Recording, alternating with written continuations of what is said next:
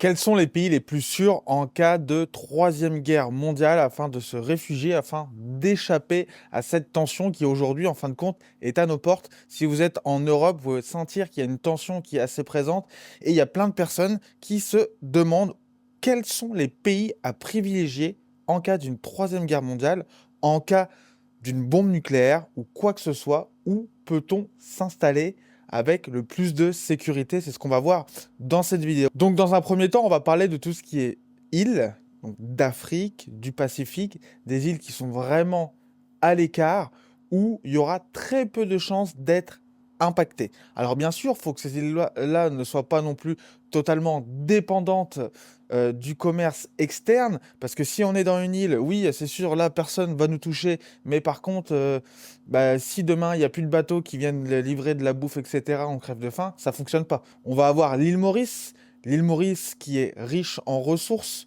l'île Maurice qui est quand même un endroit paisible pour vivre. C'est un endroit, on va dire, même pour les francophones, du coup, où on peut s'y retrouver, ça parle français, il y a une grosse communauté française qui est présente là-bas, donc pourquoi pas, potentiellement, ça peut être quelque chose d'intéressant comme plan de secours. On va avoir le Vanuatu. Alors le Vanuatu, ce qui est intéressant, c'est qu'on peut obtenir la citoyenneté grâce à de l'investissement. Le seul problème de Vanuatu, c'est qu'on va être dépendant des importations. Donc comme je vous l'ai dit en début de vidéo, ça c'est ce qu'on veut éviter.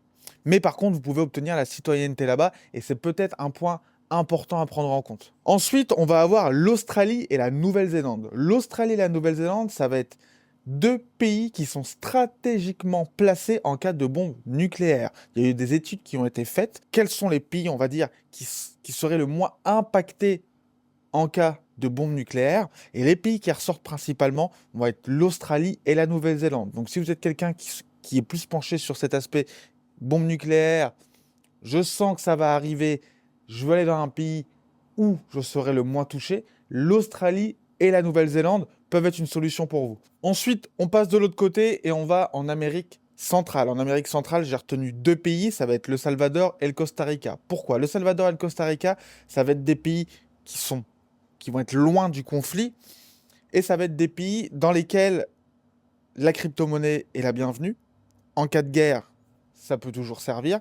Ça va être des pays où les gens sont assez accueillants. Ça va être des pays où potentiellement on peut obtenir de la résidence et du passeport si on a du cash à investir dans le pays.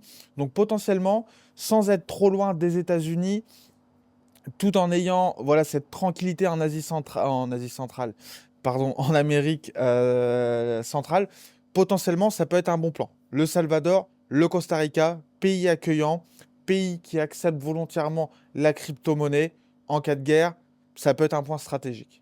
Ensuite, on va partir tout de suite vers les pays d'Amérique du Sud. Alors, toute cette région, elle va être privilégiée en cas de Troisième Guerre mondiale, en cas de bombe nucléaire. Pourquoi? L'Amérique du Sud, on peut voir que ça fait des années et des années que énormément de pays n'ont pas été en conflit. Quand je parle de l'Amérique du Sud, je vais parler du Brésil, je vais parler de l'Uruguay, je vais parler de l'Argentine, potentiellement du Chili. Ces pays-là, ce qui est intéressant, c'est que ça fait très longtemps qu'ils n'ont pas été en conflit avec d'autres pays. Ça va être des pays où il y a des vastes étendues euh, de terrain qu'on peut se procurer. Vous allez au Brésil, il y a des zones qui sont désertes. Donc quelqu'un qui voudrait échapper à une troisième guerre mondiale et se mettre à l'abri, il va au Brésil, il se trouve un petit bout de terrain en pleine campagne, il y a de la place. Dans ces pays-là, il va y avoir aussi certains pays où la demande de carte de résident va être assez facile. Là, je pense à l'Argentine. L'Argentine, potentiellement, on peut obtenir une carte de résident assez facilement. Le seul problème, c'est qu'il va falloir vivre dans le pays.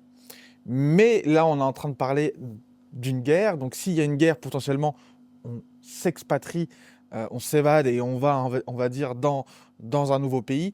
Aller en Argentine en cas de guerre, se dire, voilà, je m'installe en Argentine, j'obtiens la résidence, potentiellement, c'est un plan qui peut être faisable. Et on va finir avec mon pays préféré, ça va être le Paraguay, comme vous en doutez. Donc le Paraguay, pourquoi pour moi c'est un pays qui va être stratégiquement le meilleur en cas de Troisième Guerre mondiale, en cas de bombe nucléaire? Le Paraguay, premièrement, il est autonome en électricité. Il est autonome en nourriture. Il est autonome en eau. C'est un point stratégique énorme. La réserve Guarani, c'est une des plus grosses réserves d'eau potable au monde. On est enclavé en plein milieu de l'Amérique latine. Donc avant que quelque chose arrive à nous, c'est plutôt les pays aux alentours qui vont la prendre. OK? Ensuite, la carte de résident est très facile à obtenir. Vous venez ici au Paraguay, vous préparez les documents, on fait ça ensemble. En une journée, 2 journées maximum, généralement en une journée on a fini, vous obtenez votre carte de résident temporaire. Vous demandez votre carte de résident temporaire, 90 jours après, vous la recevez. Boum, vous êtes résident du Paraguay. Il n'y a aucun souci. Ici au Paraguay, même sans la carte de résident, vous pouvez acheter des terrains et vous êtes propriétaire à 100%, juste avec votre passeport. Tout ça, c'est des points qui font que pour moi, le Paraguay, c'est le numéro 1 aujourd'hui. Là, je parle quand même d'un point de vue raisonnable en termes de prix. La carte de résident au Paraguay, c'est un prix quand même qui est très attractif. C'est une des cartes de résident les moins chères qu'on peut obtenir aujourd'hui au monde. Donc le Paraguay, ça va être vraiment pour moi un des pays à considérer si vous voulez un plan B en cas de guerre, en cas de bombe nucléaire. Comme je vous l'ai dit, autonome en électricité, autonome en nourriture, autonome en eau. On peut se suffire tout seul, on n'a pas besoin des autres pays. Ça peut être le plan parfait. Donc si ça vous intéresse d'obtenir une carte de résident au Paraguay, n'hésitez pas à aller voir dans la description, il y a tout ce qu'il vous faut. Sur ce, on se dit à bientôt, ciao.